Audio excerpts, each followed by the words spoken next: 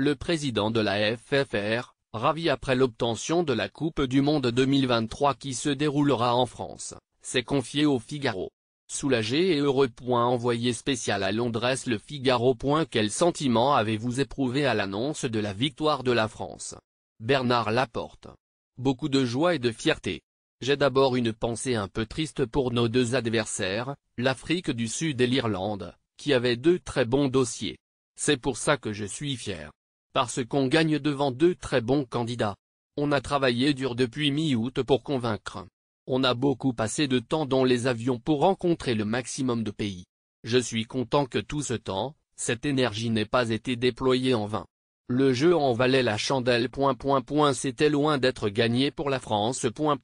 C'est l'un des premiers dossiers qu'on a mis sur la table quand on a été élu à la tête de la FFR le 3 décembre 2016.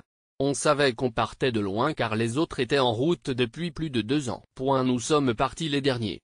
Et il a fallu bâtir le dossier en 5 mois puisqu'il fallait le déposer le 1er juin à Dublin. Je salue là le travail remarquable de Claude Hatché, DG de la candidature française et de ses équipes.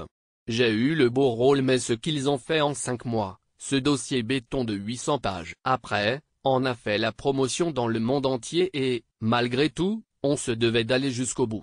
Le combat on aime ça. Aller chercher des choses qui sont difficiles. Sourire. Pourquoi vous deviez d'aller jusqu'au bout? Parce que cette Coupe du Monde est essentielle, 1 pour la France, et 2 pour le rugby français. Pour notre pays parce que les retombées économiques sont énormes. Plus d'1 milliard d'euros de retombées directes, ce n'est pas rien. C'est beaucoup de responsabilité quand tu te lèves le matin du vote. Si tu perds, c'est la France qui perd tout ça. C'est donc une victoire pour la France. Mais c'est aussi une victoire pour le rugby amateur français. Il n'y a pas mieux qu'une Coupe du Monde pour promouvoir ton sport. La Coupe du Monde va faire venir beaucoup de gamins dans nos écoles de rugby et on aura l'argent pour les accueillir. Ça va nous permettre de remettre le rugby français sur le droit chemin. Cela a toujours été la finalité de notre candidature. Je suis ravi aussi parce que nous allons avoir les moyens financiers de mettre en œuvre les réformes que nous avons lancées. Ça veut dire plus de licenciés et des équipes de France compétitives. Car ma volonté, c'est que le rugby français revienne au sommet, parmi les 3 meilleurs du monde. Une Coupe du Monde ça sert à ça. C'était un passage obligé. C'est pour cela que nous nous sommes battus jusqu'au bout malgré tous nos détracteurs. Qu'est-ce qui a fait la différence au moment du vote selon vous? Les 3 dossiers se tenaient de peu. La différence en?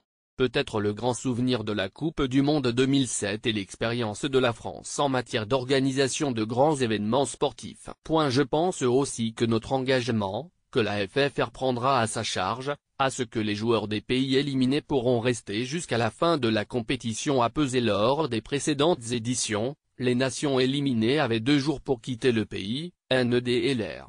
C'est l'opportunité pour eux de vivre l'événement jusqu'au bout, d'aller dans nos écoles de rugby pour promouvoir leur pays, leur rugby. Votre contestation des recommandations a également pesé, non? Bien sûr. On a contesté certaines incompréhensions et nos courriers nous ont sans doute aidés à l'emporter. Que l'on conteste certains points à marquer. Mais on ne pouvait pas laisser dire que nos stades, qui ont 1 an, étaient moins bons que d'autres. Ce n'était pas possible. Et quand il est dit qu'en matière de dopage la France était trop dure, on n'est jamais trop dur dans ce domaine. On a été surpris par certains points, oui, et on a donc continué à chercher à convaincre, jusqu'à la dernière minute, car, malgré cette recommandation, on était toujours persuadé que notre dossier était le meilleur. Après, on est le pays le plus visité au monde, les gens aiment la France, ça a joué aussi. C'est un tout. Avez-vous senti que le vote était en train de tourner en votre faveur? Oui, ça allait crescendo depuis lundi. Les gens m'interpellaient, je sentais que ça montait bien. Après, les gens peuvent te dire qu'ils vont voter pour toi et pas le faire.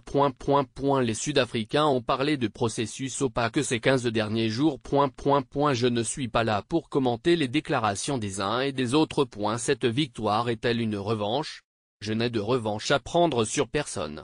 Ce qui me réjouit, c'est que ça va faire grandir le rugby français. En termes de notoriété et de retombées économiques. Ce n'est pas la victoire de Bernard Laporte, ni la Coupe du Monde de Bernard Laporte, mais celle du rugby français. Vous annoncez cette Coupe du Monde comme la plus belle et la plus reine.